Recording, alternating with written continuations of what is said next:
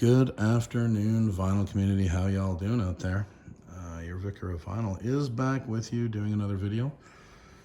This one is going to be a contest entry for AGK, Anthony over there at AGK's Vinyl Life, and he is got a contest going to celebrate, or at least a push to 1,000 subscribers. And from what I understand, once he hits 1,000, he's going to continue the contest for only a week after that. So I think he's at just over 990 at this point, which is he's closing in on 1,000. Good for him. Well done. So he has this contest up, and he's just using the channel name as the show an album, with a show an album title or a band or artist that begins with A, G, K. S is optional, but I'll do S anyway. And then show an unusual vinyl for the word vinyl. Unusual meaning he's saying something that is like a picture disc or a colored vinyl or an unusually shaped vinyl. And then the final one is to show an album or a song that has the word life in it for AGK's Vinyl Life. So I thought, well, I know Anthony is a Canadian, fellow Canadian I am. He is, as well as me. And there's not a ton of us in the vinyl community. And believe me, I'm still new to this because I haven't even been putting out the same, the level of content I need to be putting out to actually grow the channel. But yeah, I'm considered part, I guess, of the vinyl community. And there's not many Canadians in it. So with that in mind, I thought I would take an all-Canadian approach to the contest entry and have some fun with it. I mean, why not? So let's jump right into it. For the letter A, I wonder if any of you can jump immediately. Bryan Adams, cuts like a knife. What year was this? This is 1983, I believe. There's the, I'll take it all out of the plastic here. There's the front cover there without the plastic on. Oh, it's getting dark out. Gotta get there's the back cover there. And here is the vinyl itself. I believe my brother purchased this one back in the day in '83. At the time, Bryan, look, I'm one of those guys that I'm not going to diss Bryan Adams at all. Very successful, very talented. I'm not a huge Bryan Adams fan by any stretch of the imagination. I don't really listen to the material. Although I do have, I believe, the original inserts in there. Wow, that doesn't even look like Bryan Adams, that picture there. That's the lighting. And there's the lyric sheet on the back. I respect Bryan. I met him once at a buddy's gig out in Vancouver, and I think it was about 1987, I believe. And it was at Club Soda out in Vancouver, and my buddy's band, New Regime. Canadians might remember the band New Regime. Anyway, he was the drummer, Neil Taylor, fabulous drummer. And he was in that band, and they were gigging out there, and I happened to be out there at the time. I don't think I was probably 19 at the time, hadn't turned 20 yet, and they were there, and Bryan Adams happened to be in the audience. And I went backstage after the show, and we were hanging out, having some beers and smoking some cigarettes and doobage.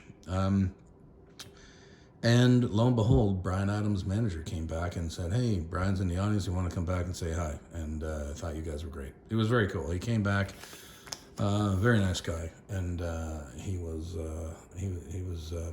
congratulating them on a great show. So there's Bryan Adams for the letter A of AGK's Vinyl Life. I will put this down below and deal with that in a minute. All right, what do we got? The next letter of the alphabet that is G.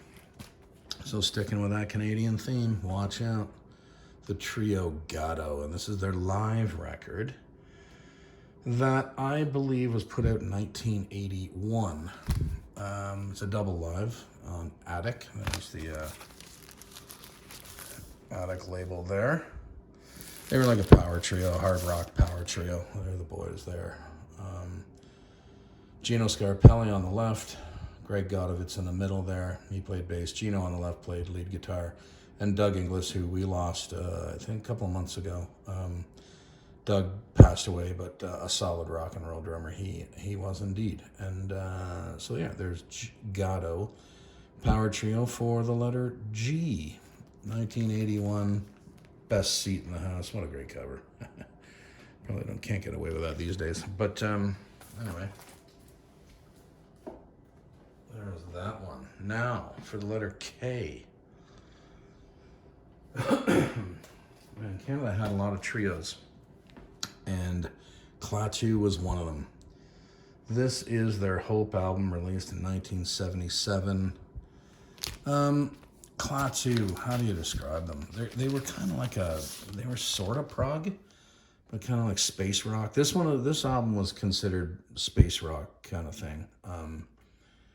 But a good record. Yeah, I haven't spun this in a long, long time. And there's the, oh, that's upside downer. Yeah, I haven't spun this in a long time. It's been years, but I should do that and give another spin. It's a good record. I've never been, it's not like I'm a massive Klaatu fan or anything like that, but I did dig them back in the day when I was young and into all things proggy and spacey. But yeah, this is their second record, I believe. Yeah, Hope in 1977. Klaatu for K. Okay. Now, the apostrophe S. Where am I going to go with that one? Well, Spoons. Kind of like they were a Canadian, considered a part of the new wave world of Canada. This is Tell No Lies. This is a 12-inch single with Tell No Lies on it up there. As you can see in Romantic Traffic, that was a big hit for them. This is a 1984 12-inch single. There's another band I actually did see live way back in the day. In August of 1982, the Police did picnics here in Canada, or Toronto and Montreal, called the Police Picnic, and the last three bands were huge. I mean, I've mentioned this on an earlier video, Talking Head, or English Beat, Talking Heads, and then the Police. I mean, it was amazing. But earlier in the day, there was a Flock of Seagulls were there, Joan Jett and the Blackhearts were there, Spoons were there, and I think Spoons were on first or second, maybe first. But yeah, so I saw them in 1982, and I think they only had one or two records out at that point. But yeah, a good, solid new wave band. They had a number of hits in Canada. And there is my letter S, representing the letter S from Burlington, Ontario, Spoons, with the 12-inch single Tell No Lies from 1984. Okay, now this next one's a stretch. But because it is supposed to be the all Canada theme. So, unusual vinyl, Elvis Costello and the Attractions, Armed Forces, full-on stretcheroo. There's the colored vinyl, beautiful. It's kind of like a gold and black marbled, yeah, kind of marbled splatter. There's the original. I think that was the original cover. And that's on the back of this. Anyway, why Elvis Costello makes an all-Canadian affair? Well, he doesn't really, but he is married to a great Canadian jazz vocalist, Diana Krall. So I'm taking a leap there on this one because I don't think I can think of an unusual vinyl, colored or otherwise, that I have in that's a Canadian. Anyway, Elvis Costello, Armed Forces, for the unusual vinyl. Beautiful. Okay. Now for the last one, show an album or a song title with the letter with the word life in it. So I decided to go, and I was a huge fan back in the day. I still love them. Rush. This is the Roll the Bones record from 1991. And as you can see here, I don't know if you can read that. You Bet Your Life is the last song on the album. It's the last song on side 2. This is a 2015 200 gram remaster. You Bet Your Life. You can just see it right at the bottom there. Last song on side 2. Really good record. This is kind of like I kind of considered, or many do too, this is a return to Rush, a return to the heavier Rush from. So in in the 80s, they kind of went synthy and added a lot of keyboards, and things were changing with the band that way. And they didn't lose me. I always had an eye out for what they were doing. But I was listening to a whole slew of other work at that point, other artists at that time. And even though I love them and I love their early work right up and through Signals,